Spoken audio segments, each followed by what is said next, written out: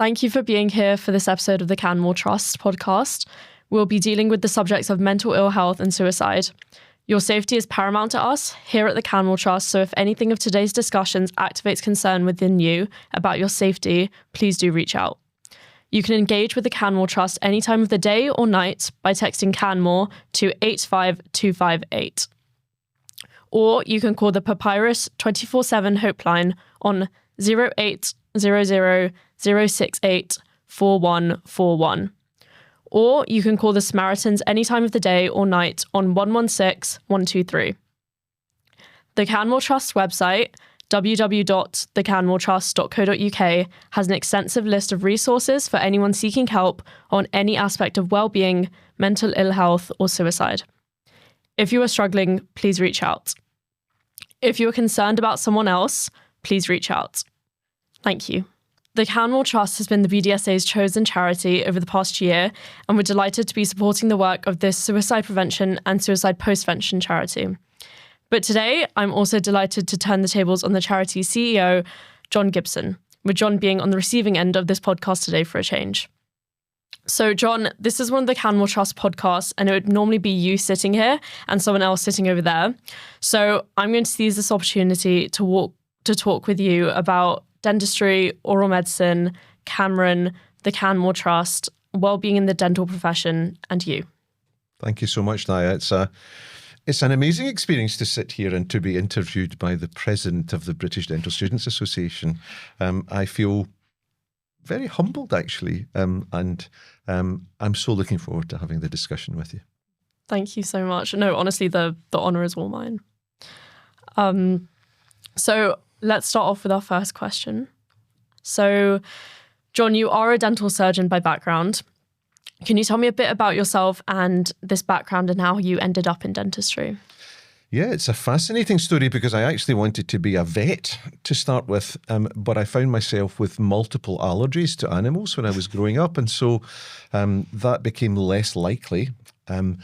And then I had orthodontic treatment as a youngster, and Mr. Richmond, who was my dentist in Kilmarnock, where I grew up, really inspired me. And then he told me a really interesting thing. He said, so he lived in a row of houses where there was a doctor, a dentist, and a vet.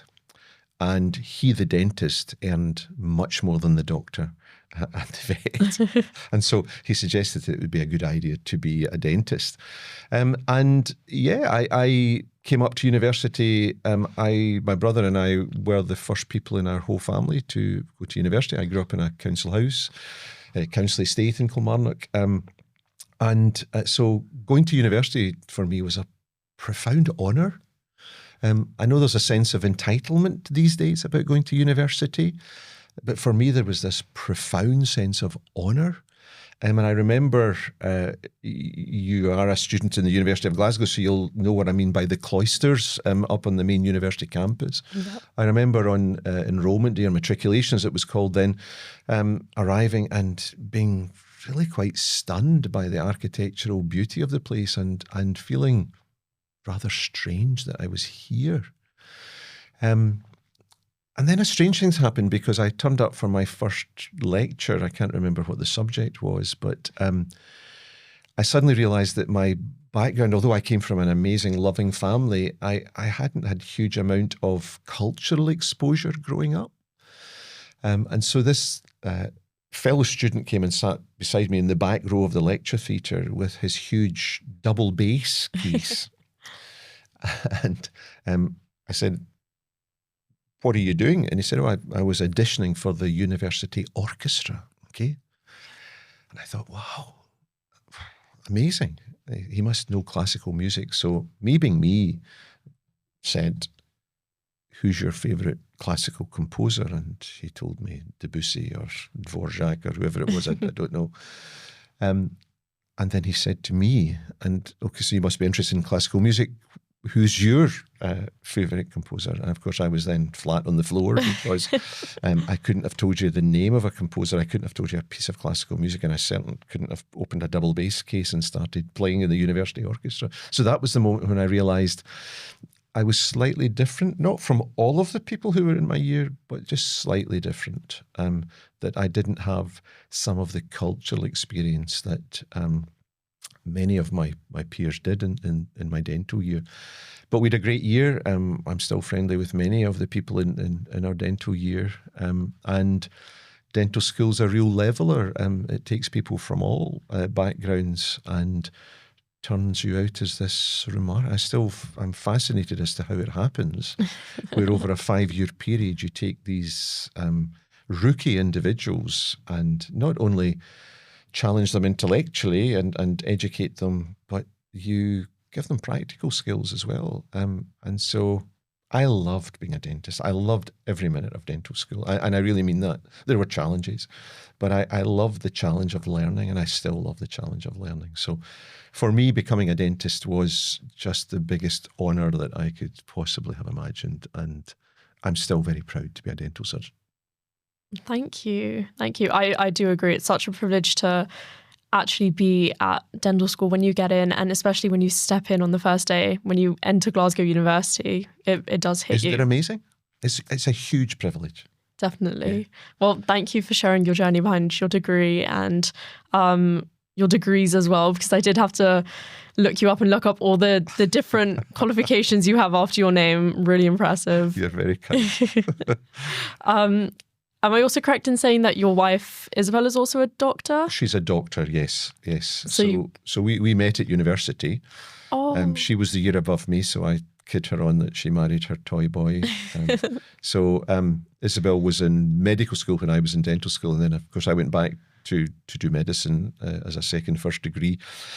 And then became a consultant in oral medicine, did my PhD, and then became consultant in oral medicine, and then proceeded through the academic career pathway and ended up back as a professor in the University of Glasgow, and then decided that I was going to take the job as head of the Institute of Dentistry in the University of Aberdeen, which was at that point a relatively new dental school.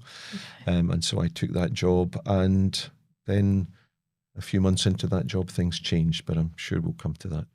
Yeah, well, thank you for sharing that as well. No, it's very impressive, and it's nice how you ended up back at Glasgow as well to teach. It's a very full circle moment. Yeah, and it was very special coming back to Glasgow.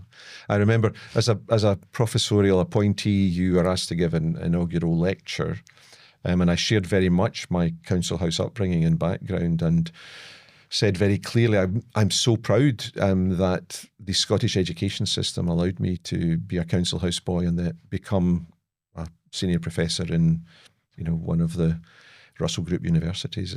Deeply proud of that fact, but also deeply proud that the education system allows me to do that as well.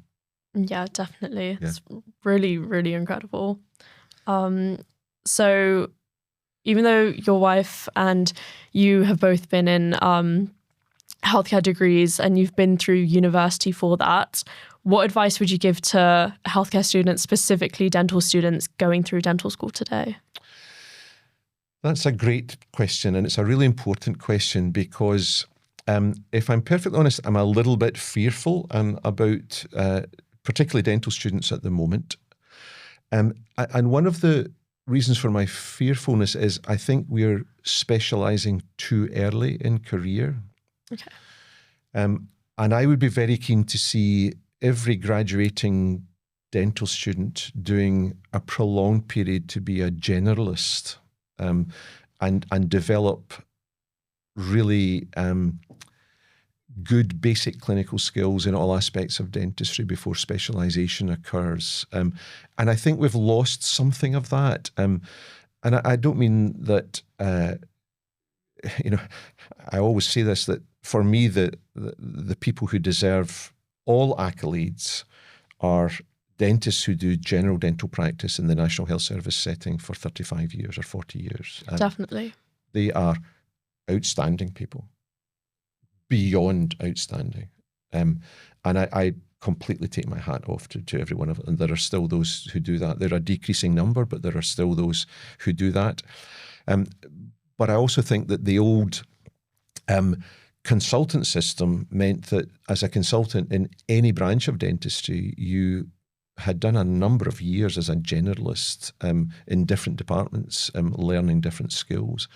And that meant that there was a real sense of being a generalist across the whole of dentistry, whether you were in general dental practice or in the hospital service. There was this sense that we were kind of all in this together. And I think it did promote this sense of holistic care for patients. And I guess my advice that was your question, what advice would I give? It's don't specialise too early. Yeah. I speak to many dental students and I say, what do you want to do? I want to do implants. Yeah, I want to do cosmetic dentistry. I want to do Botox and fillers. And I have no issue with all of this.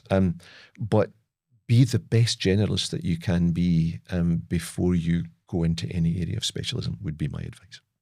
Thank you. No, that's a really good point, because a lot of people do forget that when you come out of university, you've only done 5 years of education. You haven't done 5 years of real life work experience as a dentist. And there's so much more to learn from being in a room by yourself, unsupervised, and actually, like you said, just being a general dentist. Completely. Yeah. So things did change for you significantly in 2019. Please, could you tell us about that? Yes, I will share about it because it has been the major defining life event, really. So yes, dental school, medical school, fellowships, all the jobs that we've talked about, which I absolutely adored and continue to enjoy being part of the dental community. We have 3 children. Isabel and I, my wife and I have 3 children. Malcolm, our eldest, Ailey, our daughter in the middle, and Cameron, our youngest. Cameron had graduated in 2018 as a veterinary surgeon, and he appeared to be living the dream. He had wanted to be a large animal vet, had always wanted to be a large animal vet since he was, 6 years old, I think.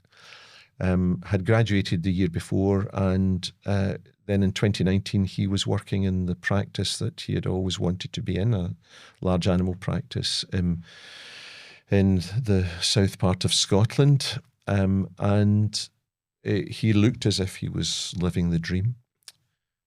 We didn't have any concerns about Cameron's mental health or his well-being. He loved the great outdoors. He loved walking, cycling, sailing, skiing, climbing Munros, enjoying the great outdoors. He had a huge circle of friends. And 2 police officers came to our door in the early hours of the 20th of October 2019. We're just coming up to the 6th anniversary of that. This is a painful time of year for us. And those 2 police officers asked if I was the father and next of kin of Cameron Gibson. I said that I was. And they said, well, we're sorry to say that your son is dead and that he appears to have taken his life. And so here we were suddenly catapulted into this strange new world of suicide. And it has been a deeply shocking journey, a deeply difficult journey, at times feeling impossibly difficult to get through the grief of it all. 8 months after Cameron died, I had my own suicide crisis. So the June of 2020, I had a suicide crisis, which was contributed to, I now in retrospect realise, although grief for Cameron was a huge part of that, I also had a formal complaint against me from the General Dental Council, or from a patient to the General Dental Council. And it was a pretty potent complaint, which was subsequently found to be not proved in any way. The clinical assessor who was appointed went through the whole process and very gratifyingly said that I had no case to answer. I knew that I didn't, but it's a painful process to go through, and I know there's still much fear about that process for many in the profession. We can maybe share a little bit more about that. And we got through to June 2020, so I got through the crisis of that. It felt strangely unsatisfying to be told that there was no case to answer, because I was already dealing with this monumental grief. And we got through to the week in June 2020. We were in COVID, of course, by that time. So there were so many things going on. But I had my first Father's Day without Cameron on the Sunday, and his 25th birthday was on the Wednesday or the Thursday. I can't remember, certainly during that week.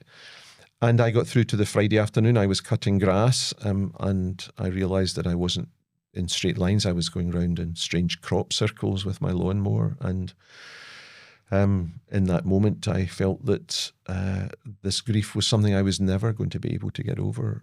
And so I fell into this place of significant suicidal crisis. The result was that I then had psychiatric care as an outpatient for 4 months, and they were really difficult 4 months. I genuinely wanted to die for most of those 4 months. And that was an impossibly difficult time.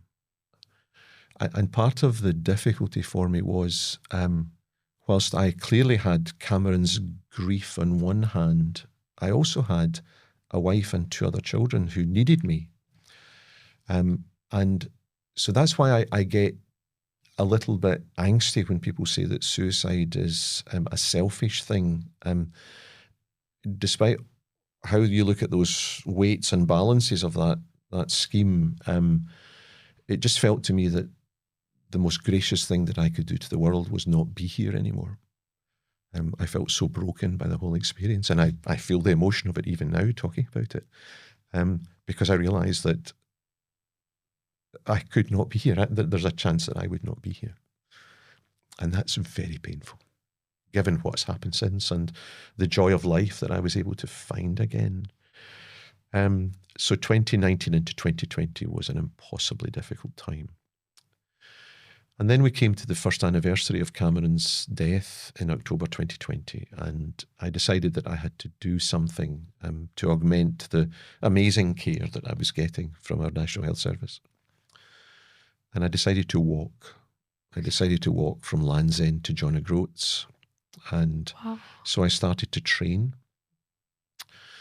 And so the whole of the next year, so 2021, I trained. I did 2,500 training miles. Wow. To prepare to walk the 1,207 miles from Land's End to John O'Groats. And then there was a very pivotal event during the training, and I think it was early in 2021 that this happened. So I was away high in the hills in Stirlingshire where we live, and I fell into step with a young French man. He was 24 years old, the same age that Cameron had been when he died.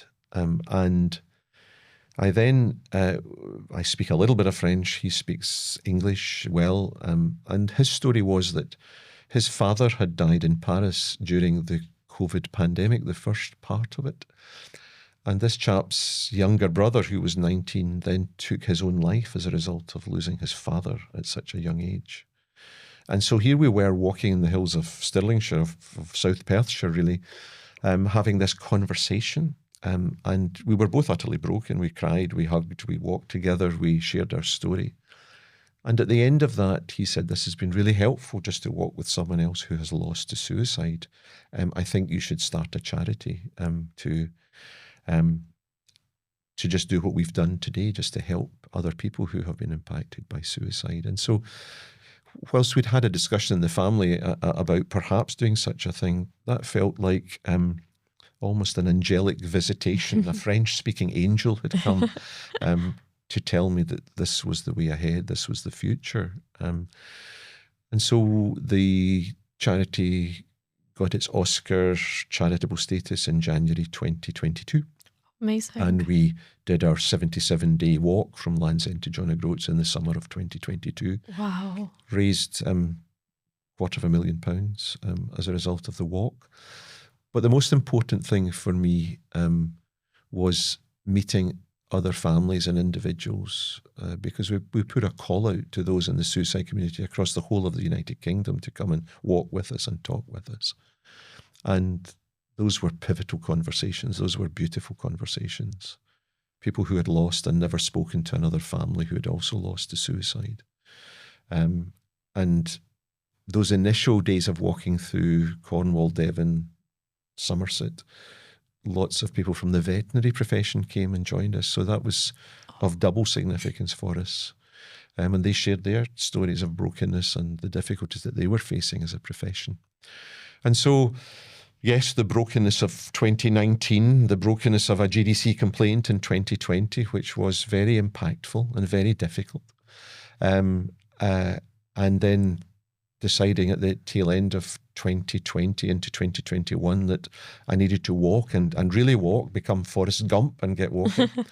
And then into the charity starting in 2022. So that's the story really of how the Canmore Trust came to be.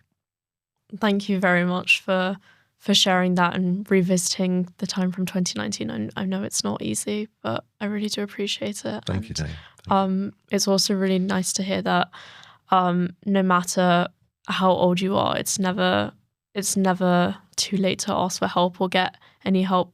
And it was there for you. It was. Which was really important. Yeah. And then also how this personal change can then lead to collective change and the creation of the Canmore Trust with also other professions coming to support it. Yeah. Thank you. Thank you. So you've shared that your personal experience has shaped your path, but could you tell us a bit more about how that has influenced the way that you approach the work at the Canmore Trust now? Yeah, sure. So a number of things come to mind when you ask that question. I guess the first is that we set out to be a suicide postvention charity. So for people who don't know what that term means, that means working with people who have been impacted by suicide. But we realised very quickly that you cannot do suicide postvention without doing suicide prevention, because I realised very early from the data that, so for example, I have a 15% increased lifetime risk of dying by suicide also because I've lost a first degree relative to suicide. There's a 2/3 chance that my marriage would have been over at 18 months because of the impact of the grief. The increased risk of suicidal behaviour in siblings, for example, who have lost their own brother or sister, is increased and significant. And so one of the ways that we work in the Canmore Trust is not just to be with people in their grief, but to allow them to understand that grief is not their enemy, that suicide is their enemy, and to get angry about suicide. Yeah, so anger is a big part of suicide grieving. It's a part of grieving anyway, but it's a big part of suicide grieving. So for some people, that anger rests on the health service, it rests on their GP, it rests on the police, it rests on a partner. So learning to place that anger somewhere which could be constructive is a big part of what we do with clients through the Canmore Trust. So differentiating that grief was not my enemy, suicide was my enemy, and translating that into the work of the Canmore Trust. It's a big part of what we do. And so instead of sitting back passively in the grief, understanding that if my marriage is at risk, what action could I take to prevent my marriage being at risk? So how might I spend more time with my spouse or my partner?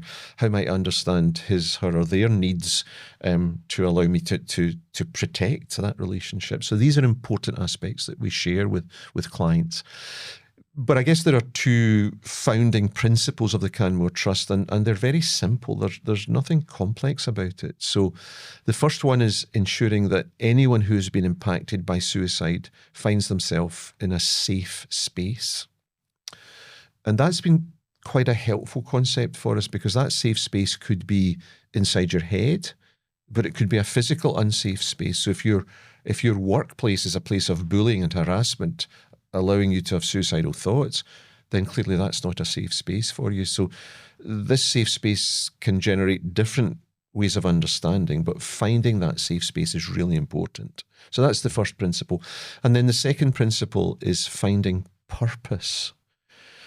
And that may seem like a crazy place to go, given the devastation and carnage that you've experienced as someone who has been impacted by suicide, but it's so important. And I think words here are very important, because when I was going through therapy, a number of therapists said to me that I would find meaning in Cameron's death. And it was entirely the wrong concept for me, entirely the wrong word for me, because he was 24 years old. He was at the peak of life. He had everything to live for. I don't know how you can ask me to find meaning in that. So out of that, I decided meaning was not the right term for us, but finding purpose was a very correct term. And so founding principles, really straightforward. We make sure that our clients are in a safe space. And from that safe space, when they're ready, start to find purpose to grow out of their grief. And I guess it's not the last concept, but it's worth talking about, is that we often encourage people to understand that they're not going to move on from this catastrophic event. It's with them forever. But they may be able to move forward from it. So in different dimensions and in different growth areas. And I think that's a really helpful concept as well. So I believe that I'm anchored to this tragedy that was Cameron's death. I can't move on from it, but I've absolutely moved forward from it, and I continue on a daily basis to move forward from it. Thank you. That was really powerful. And I've never actually thought of it from that sense. And having two principles like purpose and a safe space is like that can really be applied to prevention and postvention as well. Indeed. And as someone who has just turned 24 this month, I really will remember that. Wow, that touches me. Thank you.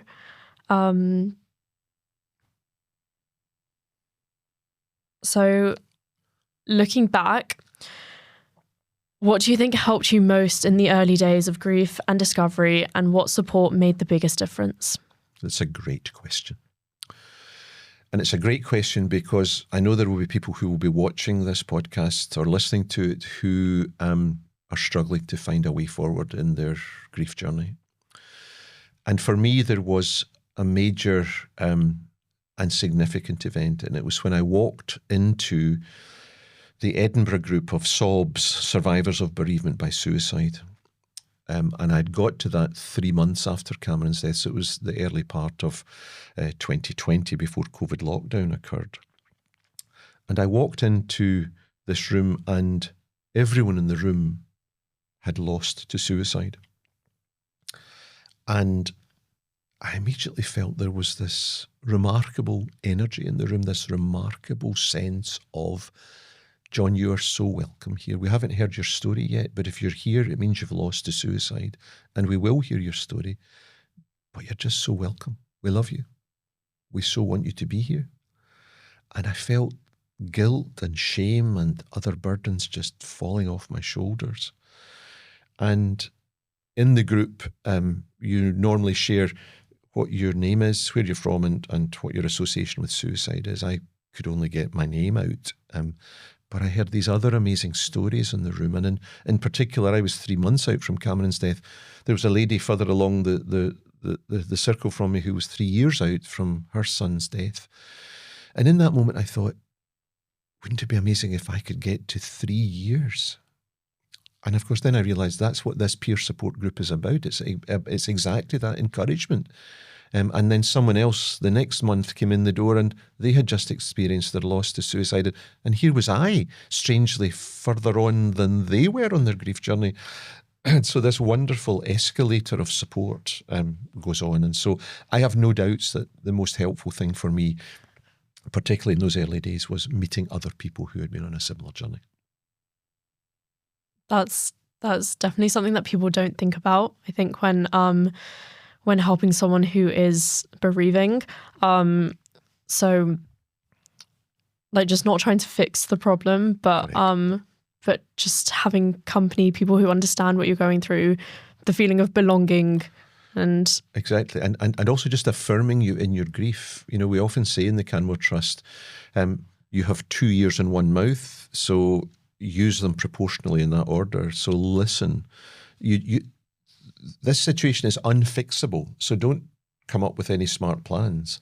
Just sit with the individual in their grief, affirm them in their grief and their brokenness, and just listen to their story. It's really simple. It's not complex. As simple as sitting and checking in. Correct. Yeah. Thank you. So the language around suicide has shifted a bit over the years. From your perspective, how much does the language we use affect the way that we understand and approach suicide? And do you think it still carries taboo in today's society? Another great question. I'll take the last bit first. I do think there is still a taboo around suicide. And if I'm perfectly honest, I think there's a taboo around mental ill health generally. Okay. I have tried in my whole teaching career not to make the distinction between physical and mental health. And so as I've taught generations of healthcare workers, I've tried to engender an understanding that this is the same. Mental ill health is part of this of a body. We have health, we have ill health. Doesn't really matter which part of your body is affected. But here we are in 2025 and we're still seeing significant stigma against mental ill health.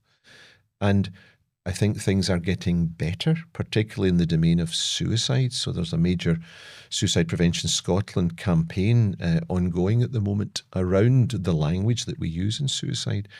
And I think it is bearing fruit. I think we are seeing a change in that. But the language change for me, which I think we all need to grasp, is the significance of one simple question. And it's a question that somehow fills people with anxiety and sometimes fear to ask, because we think if we ask it, we're actually going to precipitate or cause a suicide. And let me absolutely reassure everyone, if you ask this question, you will never precipitate a suicide, and you may actually pull someone back from their suicidal thinking. And that question is, are you thinking about taking your life? Really simple. Okay. In Scotland, there's a tendency to make things nicer and gentler. So I sometimes hear that question phrased in a difficult, wrong way, which is, are things so bad that you're thinking of doing something silly or doing something stupid? And immediately you've brought judgment into the room, so you're not going to hear the answer. Definitely. So you need to ask that question and ask it robustly, gently and compassionately. Yeah. So it's not a brusque question. It's a question that you need to ask gently, but, are you thinking about taking your life? And given that I'm particularly talking in a healthcare context today, and we've dealt with any number of doctors and dentists and others who are suicidal, in the Canmore Trust, we call it the double bounce technique. So if you ask a healthcare worker who knows how to answer a question like that, they'll say, don't be silly. Come on, John. We'll go and have a pint it'll be fine tomorrow. That's the moment to do the double bounce and say, no, this is really important. And I'm going to ask you again, are you thinking about taking your life? And that significantly increases the likelihood of getting an answer that is helpful to move forward on. So ask the question gently, lovingly, compassionately. But if the answer is no, or it's obfuscation and blustering, just sit and say, I'm going to ask you again. I really care for you. Are things so bad that you're thinking of taking your life? And then just wait for the answer. Something as simple as a clear answer, and you just need a clear question with a clear answer. Completely, yes. Oh. So that's where the language, I think, is very important. And I think our big push as a charity is that young people would have those conversations without any fear, without any obfuscation, without any difficulty. Just have simple questions. Yeah. Just as a 16-year-old would say to you, you've got a spot on your chin or you've got dermatitis on your hand, and you would talk openly about that, what are you having done about it, etc. Why do we not have the same conversations about mental ill health? It's the same thing. Issue. Yeah, definitely. Yeah. I do agree. Are there any terms you personally avoid or prefer as well in relation to discussing suicide? Yeah, and I think it's really important that the term committed suicide we cannot use. And if anyone's listening or watching this and they think I use it all the time, well, we historically have used it all the time. So please, I'm not going to wrestle you to the ground over it, but just a gentle encouragement not to use that term. It's a term that causes offence in the suicide community. So to say died by suicide or took his, her, or their own life, much better alternatives to committed suicide. I completely agree. It removes the stigma of Wonderful. the word committed and in any, I don't know, it's normally associated with like crime, right? Of course. Yeah. And just worth noting at this point that there are countries in the world where attempting suicide is still a crime. Oh, wow. Yeah. And I think it's worth just pausing for a moment to acknowledge the utter pain and devastation of that, where if you make an attempt on your life and you're saved from that you may go to prison. That just so flies in the face of all that we're talking about just now and all that we're sharing. So I always just pause in this moment just to acknowledge that we have people across the world that are currently in prison because of those circumstances. And my thoughts are absolutely with those individuals. That must be a horror story. Exactly. Thank you. There's hope that suicide numbers in the UK will fall. And indeed, the most recent numbers of Scotland in 2024 have shown an 11% reduction. But progress still feels mixed. From your point of view, what's going on beneath the surface that might explain why numbers still remain stubbornly high? Such a difficult question to answer.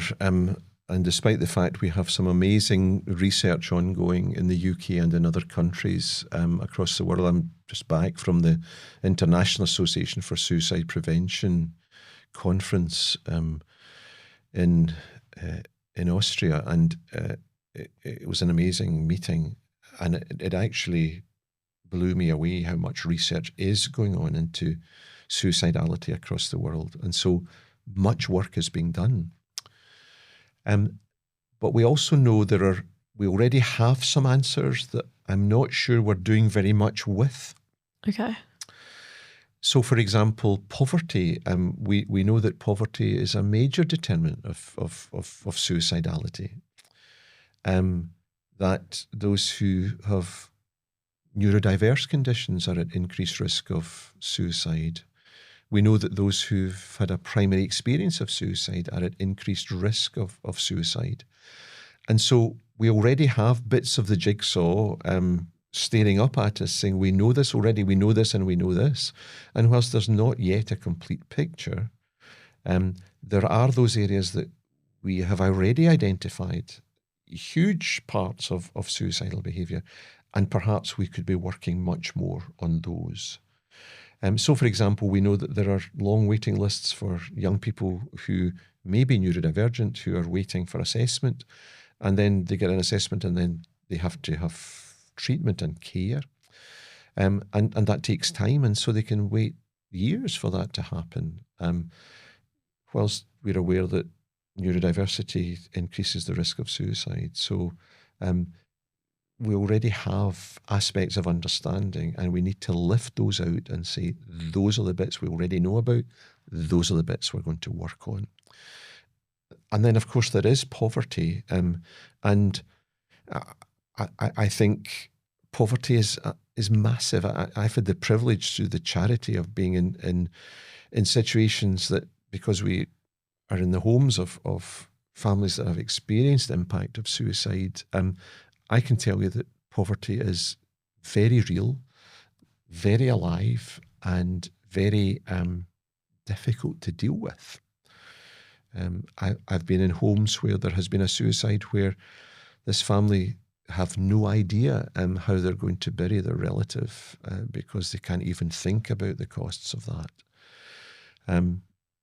These are terrific, horrific circumstances to deal with. But we know that poverty is an impactful factor. And I wonder just how much any government is actually dealing with the issue of poverty. And it feels like we're separating off. There are those who are getting wealthier and wealthier, and there are those that are getting poorer and poorer. And that feels like a society I would rather not endorse. I want to see a change so that we can bring everyone together. And so those are just some of my thoughts about what might underpin the until recently stubbornly persistent suicide numbers. Thank you. Thank you for sharing that. There definitely is a multi-layered approach with prevention, and it does start from a lot higher up as well. Indeed so. So following on from that question, if I was to give you a blank sheet of paper and unlimited resources, what would you put in place first to try change the trajectory of suicide prevention in the UK? So there's me getting my comeuppance question I ask everyone else, and now I'm getting it back at me.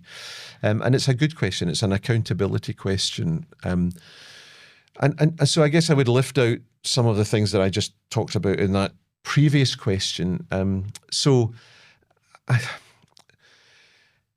We could talk about primary, secondary, and tertiary prevention, and I won't, deal with that in any great depth. But those identifiable risk factors for suicide, we need to deal much more robustly with. So, for example, if there has been a suicide, that family is at risk. Yep, we need to have a social care provision for that family, so that someone who knows about suicide and the risk inherent after there has been a suicide, to work with that family, to work with that workplace, to work with that community where there has been a suicide, so that we prevent any further suicides taking place as a result of that primary suicide. So that's and that's the work that we do. That's what suicide postvention is largely about, supporting families, communities, workplaces in those circumstances. How do we deal with poverty? Well, that's for people on a higher pay grade than I to deal with, but it's a really important issue. And in poverty, I don't know whether you've come across the author Darren McGarvey, who's a Glasgow-based author who wrote the book Poverty Safari. Okay. And I think Mr. McGarvey shows huge insight into the issues of poverty, because he says that poverty is a word which sociologists and academicians and politicians band around, but it's got arms and legs. Poverty doesn't just impact the fact that you don't have a fiver in your purse. It's the fact that there are higher rates of suicide, that there are higher rates of alcoholism, there are higher rates of cancer, there's brokenness at every level that comes out of poverty. And so we need as a society to make sure that we're actually wrestling with that word, not just making it a word, but we understand what's behind it and what the ramifications of poverty are for communities and people. And then I guess I would love to see a mental health service. I'd love to see a health service that has adequate resource to deal with mental ill health. Okay. And that's a biggie for me, because I love my health service. I've worked in the health service my whole professional life. I adore it. But what I can say to you is there are bits of it that aren't functioning very well at the moment, and there are bits of it that are broken. And that's not to say that those who are working on the front line in the National Health Service aren't. I know these people. I know who they are. They're working, so hard to make it work. But there are areas, and mental health is one of those areas, that needs much more resource, much more support, many more staff, more compassion. And so I guess those at least would be the starting point with my unlimited budget and my blank sheet of paper to try and make a difference. Thank you. Those are really good points. And from your past background in healthcare as well, you do understand how important just accessibility is, and completely information and support. And this completely applies to families who have relatives who have died by suicide. I agree. Yeah. On a personal level, how do you manage to hold on to hope while working in such a challenging field and managing your own grief? That's a lovely question, because it feels as if it's a question asking about me and care for me. I've shared this in other areas, but the question that people, or the concept that people kept addressing to me in the early years after Cameron died, was I had to be kind to myself. And I didn't really know what that meant. And so developing my understanding of what it means to be kind to myself is is an important one. But something that people round about me don't often understand is that my whole life was in healthcare, and I loved in healthcare that I was on a two-way street with a patient. So I adored the fact that I was giving, but I also adored the fact that I was receiving back from the patient. And one of the strongest pieces of advice that I got from a very senior consultant when I was doing house jobs in Glasgow Royal Infirmary too many years ago was learn to sit in the bed with the patient and let them tell you about their grandchildren. And it feels such a simple thing to say, but life is a two-way street. Yes. And so I learned in those days that as I shared with a patient, they shared back with me. We shared life together. Yeah. And that became a beautiful thing for me. I so appreciated that. And maybe that's another thing that I would ask the dental students of tomorrow, the healthcare students of tomorrow, to take on board, that this isn't just about you and your delivery of care. It's about that amazing interaction between two human beings. And I love that. It's very special. And so in the work that I now do, I still lift that out. So although the conversations can be incredibly difficult, really tough going, there is still a two-way street that feeds me in all of this. And that's really important to me as well. And if I lose sight of that, if that stops being kind to me, then I will stop doing the job that I do, because it's really important that I identify that that is kindness coming back to me. That's actually a really lovely way of putting it, and something as simple as connection with the people around you that you don't even know or become to know. Yeah. It's really important. And you have worked at a national strategy level before in your background. And how can these national policies trickle down to make such a difference in the lives of young people, especially dental students and other university students like myself? Often there is this apparent vast disconnect between national policy and the implementation of that policy. And I've seen it time and time again. But, in Scotland at the moment, we have a remarkable set of circumstances emerging, because we have the opportunity for that policy and delivery to come together. So we have a 10-year suicide prevention plan in Scotland, and we also have a national suicide delivery lead in Hayless Smith. And Hayless is this generous, gracious, remarkable person who works very hard, and I take my hat off to her. But we do have, round about all of that, and as part of what Hayless has done, she's generated this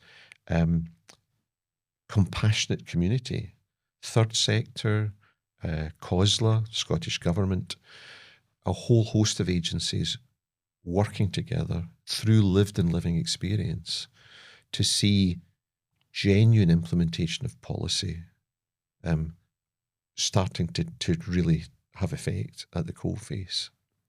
And it's good to see it happening. We've got so much further to go, but we are actually seeing that happening. And I think that's amazing. I think the fact that we have a 10-year strategy is remarkable. Given that governments last 5 years, that in itself is remarkable. Yep. But that policy is being implemented across the board. And fundamental to that is an academic advisory board. So we have some big hitters in the suicide research domain who feed into that, who answer questions that government and COSLA and other agencies ask. We've got a lived and living experience group that feed into that. And that has been pivotal. It's been recognised at the highest level. The WHO, the World Health Organization, has applauded that. And so we are seeing something quite remarkable emerging in Scotland. And as I said, we've got a long way to go, but it really is a really helpful place of seeing policy trickling down with compassionate care and with really envisioned individuals, good leadership, seeing it happening and making change on the ground. So I'm actually quite excited and quite hopeful about that. I completely agree. And it's amazing that you can already see such a shift in awareness, and these ideas just aren't being written down and confirmed and agreed, but actually implemented. And you can see that. And I'm sure everyone can see that too, subconsciously. Yeah. So it's not just a tick box exercise. These are people with real passion to make this happen. Really important. Now going a bit more towards university and dental schools, from your perspective, how could these universities and dental schools do better to support student well-being and reduce the risk of suicide amongst their students? Yeah, thank you for asking that. That brings together all of what we've discussed, I guess, for the last hour. So there is a beautiful model currently in the University of Strathclyde. University of Strathclyde in Glasgow is seen as the entrepreneur in this domain. And they have not just a robust suicide prevention policy, but that policy is taken into procedural aspects by staff and students. Everyone is made aware of it. And there are practicalities associated with that. So the Canmore Trust, for example, is delighted to host what's called Safe Space once a month on a Tuesday evening. We host an hour for students to drop in who have been impacted by suicide, just to sit as part of a peer group to open up and share where they're at and find helpful conversation. We then have a half-hour break, and then we have an hour of staff to come and share, because often staff are confronted by suicidality in their job. And so that concept of safe space is really, really important. But I think we need to take that a stage further because, for example, dentistry is probably, and I say probably, an at-risk group for an at-risk profession for increased rates of suicidal behaviour. And if that is the case, and it is the case, then we should be training officially and formally within the curricula of dental schools how best to do that. So this kind of conversation, for example, is really important. So generations of dental students will take a look at this podcast, hopefully take something from it. But I think we should be having suicide prevention interwoven into the clinical work and everything else that is taught in dental schools, medical schools, physiotherapy schools, across the board. And so there are definite steps that we can be taking to make this a priority going forward, because it needs to be a priority. Thank you. I completely agree as well. And that is really relevant to not only myself as a student, but also, as you mentioned, the staff who work in universities. Indeed. On a personal note, going back to you and how you also look after your own well-being, how do you look after your own well-being when you're working with such emotionally heavy topics on a daily basis? That's a good question. And first and most importantly to say, from a charity governance viewpoint, we have a tiered system of how we get help and support if we're challenged. So I have clinical supervision on a monthly basis where I check in with a clinical psychologist.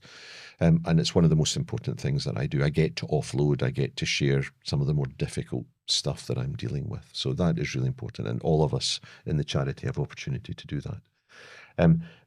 So that's a kind of high level, if you like. At a more local, basic level, as I so much appreciated walking from Land's End to John Gibson, I've kept walking. So I do at least 5 miles of walking each day. And those are my times when I spend time just looking at things in the created world, listening to things. I love bird life. I'm a bit of an ornithologist, so I love listening into bird song and exploring the habitats and the birds that are there. Do a lot of that, and then I have a most amazing wife who is my biggest supporter, my biggest critic sometimes, but my biggest supporter. And we've learnt to spend time together each day to make sure that we're checking in with each other, because, you know, Isabel is also involved in the work. So checking in with each other is also really important. And then I think increasingly for me, holiday and making sure that my diary's blocked out so that I can just go away. And with increasing staff within the charity, we're able to do that now. So that's wonderful. So I can just close the door and walk away and know that the charity is being well taken care of by so many other people. And I do love traveling. I love, I travel for me, and cultural exchange is just, it's everything for me. I love it.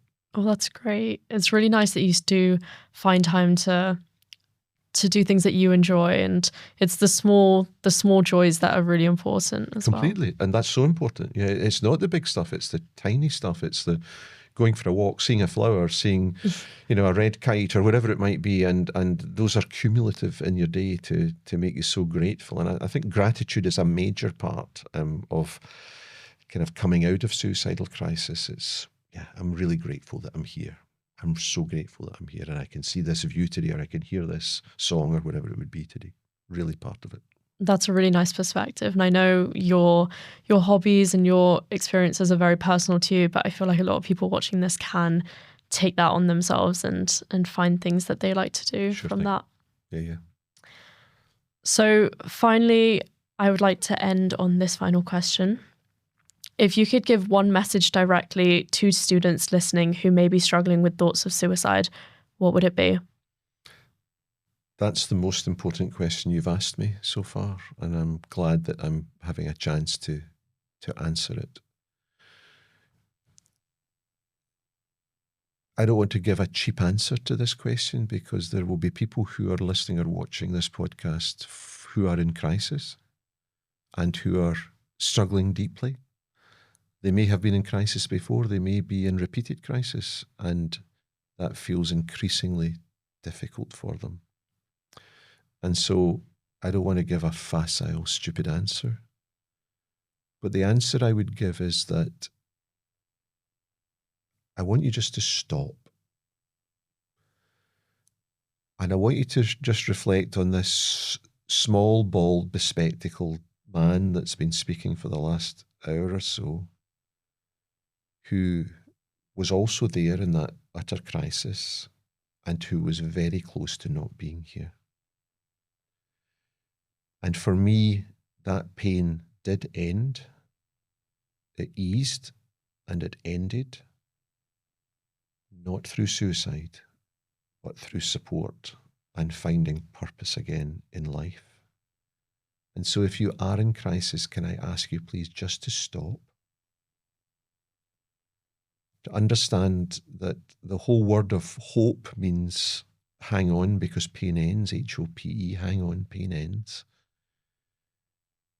And going back to the change of language that we talked about earlier, there's been a beautiful change of language. And that change of language, up until relatively recently, we would have said, please stay around, tomorrow will be a better day. Well, I don't know whether tomorrow will be a better day for the person who's in crisis.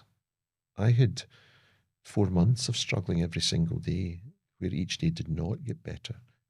But I held on in the belief that there could be a better day. So what I would say to that person is, please don't take action just now, because the pain that you're feeling, emotional pain, is transient. I'm not saying that it's not incapacitating. I'm not saying that this is not a tough place, but this is transient. And don't make a decision which has huge ramifications for something that is transient. This pain will pass. And tomorrow may be a better day. Next month may be a better month. Next year may be a better year. But as you live with some anticipation of hope, please reach out. Wherever you are, our website offers significant resources. Please find a resource that you would be content to engage with, and find that caring, compassionate connectedness, those 3 C's, which are all important: caring, compassionate, connectedness, that you're looking for. And just reach out to trust someone. It might be a text message, it might be an email, it might be a telephone call, but reach out and say, please, can you help me? Because I'm really struggling. And please, can I ask that you're here tomorrow. Please stay here for another day.